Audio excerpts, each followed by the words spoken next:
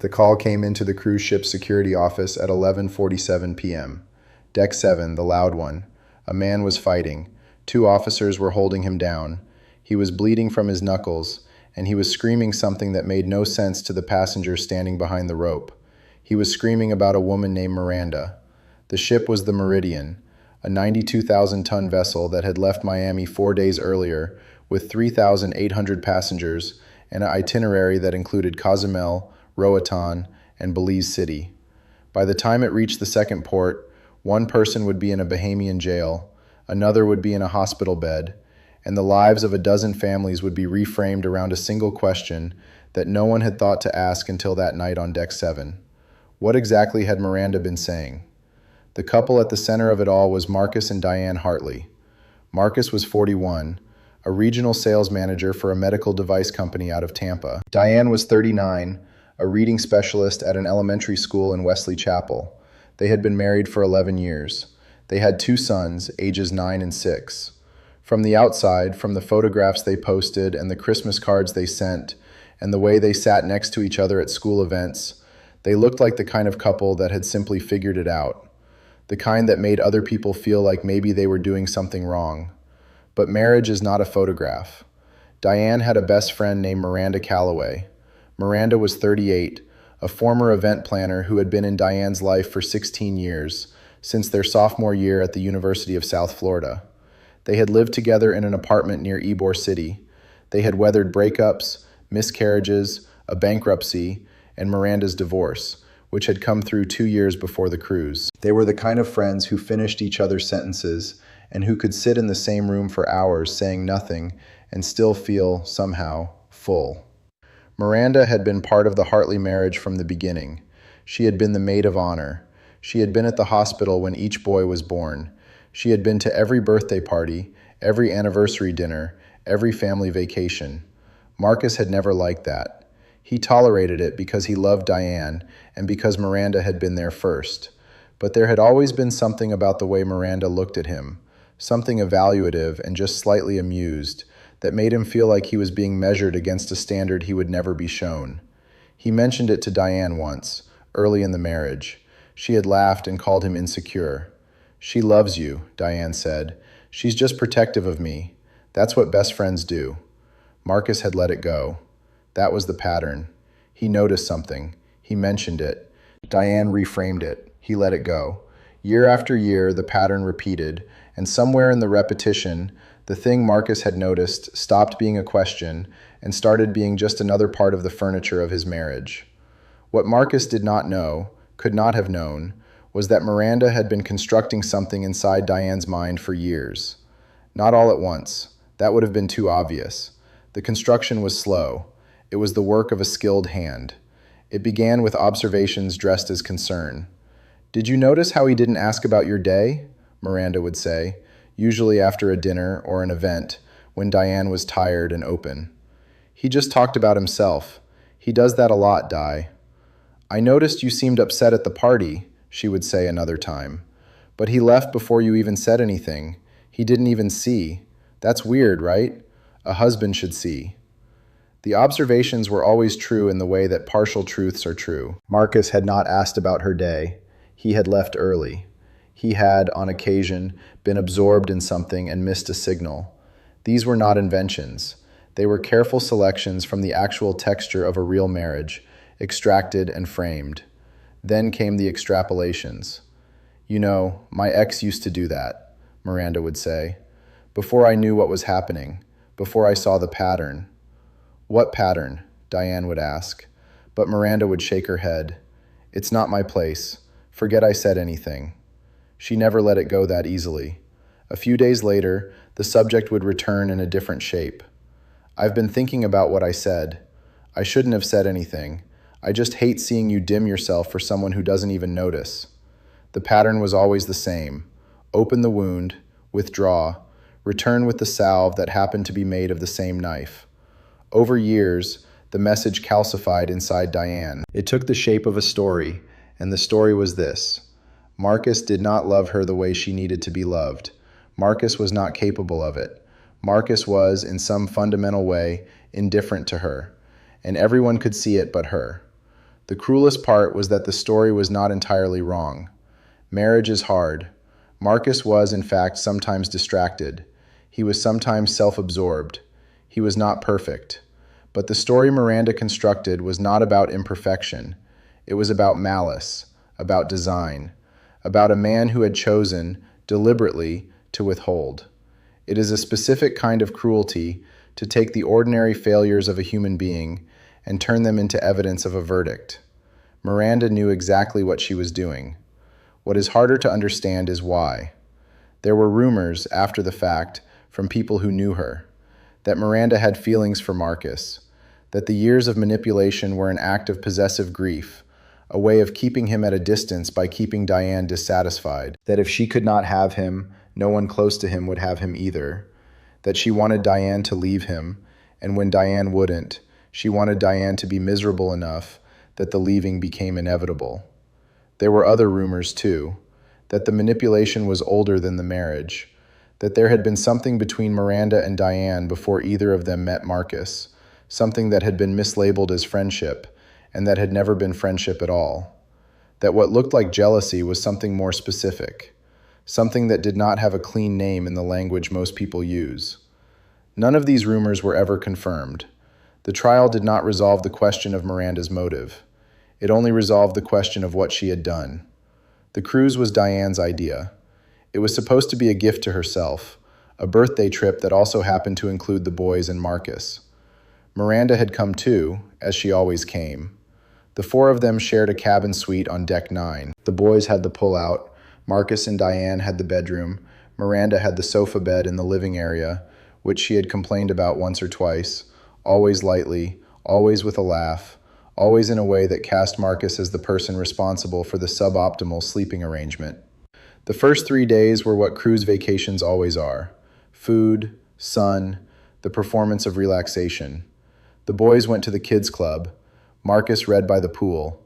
Diane and Miranda went to the spa and sat in the thalassotherapy pool and talked for hours about nothing that made it into any record. On the third night, Marcus couldn't sleep. He went to the balcony and sat in the plastic chair and stared at the black water. After a while, Diane's phone buzzed on the nightstand. It was past midnight. He picked it up and looked at the screen. He should not have done that. He knows that. He says that afterward to everyone who will listen. But the screen showed a text from Miranda. It said, "You know I'm right about him. You've always known. The only question is how long you're going to pretend." Marcus opened the thread. He scrolled back through weeks, months, years of messages. He read things that rearranged the architecture of his marriage. He read a version of himself that he did not recognize, constructed out of selected observations and extrapolations that had been curated and compounded over time until the version of him in that phone was a monster. A man who deliberately caused suffering, a man who had never loved his wife, a man who was, in Miranda's framing, using her. He read and he felt the deck move under him, though the ship was steady. He went back inside. He woke Diane. He showed her the phone. For a long moment she said nothing. She looked at the screen. She scrolled. And then something broke open in her face that Marcus had never seen before. Not anger, not confusion, something older. Something that looked like the moment a person realizes the floor they have been standing on was never there. "He told me you didn't want children," she said. Her voice was very quiet. "When we were engaged, he told me you only agreed because you knew I'd leave if you didn't. He told me he felt sorry for whatever woman ended up with you because you were hollow." Marcus stared at her. "He told me you had an affair," she said, "in 2018. He told me he saw you. He showed me the messages." "I never had an affair," Marcus said. "He showed me the messages," Diane repeated.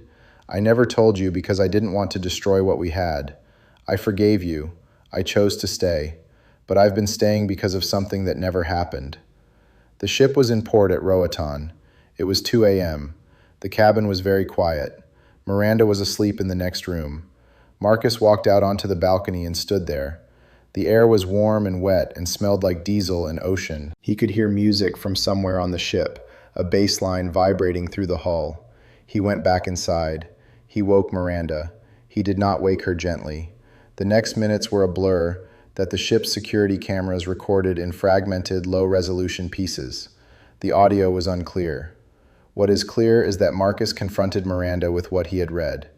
What is clear is that she did not deny it. What is clear is that she said something to him that caused him to move toward her. What is clear is that Diane did not intervene in time. What is clear is that by the time security arrived on Deck 7, Marcus had put Miranda through a cabin door. The ship's doctor attended to Miranda's injuries, which included a fractured orbit bone and a concussion. Marcus was restrained by 2 security officers and held in a secure area below deck until the ship reached Belize City, where the local police came aboard. He was charged with assault occasioning bodily harm. Miranda was treated at a local clinic and released. She flew home separately. The investigation that followed was unusually thorough for a case that began on water. The Meridian security team provided footage and written statements. Diane gave a statement. Miranda gave a statement. Marcus gave a statement. The phone records were pulled from the ship's Wi-Fi logs and from Diane's device, which Bahamian authorities seized, and then, after weeks of legal negotiation, released to American investigators. What the investigators found was not subtle. The text history ran 11 years deep. It began, as best analysts could determine, within the first year of the Hartley marriage, when Miranda's messages shifted from the enthusiastic banter of new friendship into something more calculated. The early years showed the pattern taking shape. Observations about Marcus that were framed as concerns, questions planted about his absences and silences, language that gradually introduced doubt where certainty had been. The forensic analysis revealed something the surface reading had not. The messages were not random, they were strategic. They were timed to moments of vulnerability, after arguments, after long work trips, after the births of the children when Diane was physically exhausted and emotionally raw. Miranda had been, in the language of the investigators' report, consistently and deliberately exploiting the neurochemical windows of marital stress. She knew when to push. She knew when to withdraw. She knew exactly how much time to let pass before returning with the version of events that felt most like comfort and was most like poison. The text history was exactly as Marcus described it. Years of messages between Miranda and Diane, thousands of them. A systematic, curated campaign of emotional destabilization dressed as friendship. The depositions were brutal. Miranda, under oath, described her messages as the concerned observations of a loyal friend. She described Marcus as controlling and emotionally unavailable. She described her relationship with Diane as deep and genuine, and said that she had simply been honest when no one else would be. The text history did not support that description. The text history showed something precise and deliberate, a campaign, a project, an architecture of doubt built sentence by sentence over years, measured and patient. The case moved slowly. The assault charge in Belize was eventually reduced to a fine and a formal warning, but the civil case behind it did not move slowly. It moved with the particular speed of something that had been waiting a long time to happen. Diane filed for divorce in Hillsborough County 6 months after the cruise. The petition cited irretrievable breakdown. It did not mention Miranda Calloway by name. It did not need to. The discovery phase opened every part of the Hartleys' marriage to review, and what the document showed was a woman who had been, for years, systematically isolated from her own husband by the person closest to her. The depositions were brutal. Miranda, under oath, described her messages as the concerned observations of a loyal friend. She described Marcus as controlling and emotionally unavailable. She described her relationship with Diane as deep and genuine, and said that she had simply been honest when no one else would be. The text history did not support that description. The text history showed something precise and deliberate, a campaign, a project, an architecture of doubt built sentence by sentence over years, measured and patient. The trial lasted 11 days. It was held in Hillsborough County, in a courtroom with windows that faced the parking structure, and a judge who had been on the bench long enough to have seen every variety of human behavior filed in the form of a legal action. The jury pool had been screened carefully. Both sides understood that what happened in that room would depend heavily on who sat in those chairs. The prosecution presented the text history in chronological slides, a choice that the defense objected to and the judge allowed. Watching 11 years of messages unfold on a screen day by day, year by year, gave the jury something that piecemeal testimony could not. It gave them the texture of intention. They could see Miranda noticing. They could see her waiting. They could see the moments when the language shifted from observation to construction, when the friend became the architect. Miranda's attorneys argued that the messages were taken out of context. They argued that Diane had agency and could have disbelieved any of it at any time. They argued that confirmation bias was a two-way street and that Diane had wanted to believe some of what she read. They called it a marriage, not a kidnapping. People hear what they want to hear. The jury deliberated for 6 hours before returning a verdict. Marcus Hartley was found not guilty of criminal assault, the circumstances of the confrontation on the ship having been deemed by the jury as provoked and heat of the moment. The civil case was still pending as of the last court filing. Miranda Calloway was found liable for intentional infliction of emotional distress. The jury awarded Diane Hartley $1.2 million in damages. The judge, in her ruling, wrote something that would be quoted in legal journals for years. The defendant did not wield a weapon. She wielded language. The wounds she inflicted were invisible on an MRI, but they were no less real, and they were inflicted with the deliberation of a surgeon and the patience of a sculptor who understood that the material would outlast any moment of crisis. This is not friendship. This is its opposite. The case did not become a national story. It was too intimate for that. There were no bodies, no crime scene, no dramatic forensic revelation. There was just a cruise ship and a phone and a woman who found out, in the middle of the Caribbean, that the story of her marriage had been edited without her knowledge for over a decade. But for the people who study the way relationships fail, the case became a reference point, a template, a story that felt less like an aberration and more like a pattern that people had seen before and never had a name for. What Miranda Calloway did has a name now, though the name is still finding its edges. It is sometimes called covert emotional manipulation, sometimes relational aggression. Sometimes in the clinical literature, it is grouped under the broader heading of psychological abuse. But the mechanism is older than any of those terms. It is the deliberate poisoning of a bond between two people, carried out by someone who has access to one of them and the trust of both. The warning signs are almost always there. They are just almost always reframed as jealousy, as protectiveness, as a friend who cares too much. The person on the outside can see it. The person inside usually cannot, because the friend is also the person they go to when the marriage is hard, and the marriage is always hard, and so the friend is always there, and the assessment always comes from the only person who seems to be paying attention. The husband who notices it and raises it is called insecure. The wife who raises it is called controlling. The pattern continues until the pattern breaks, and the pattern only breaks when something breaks it.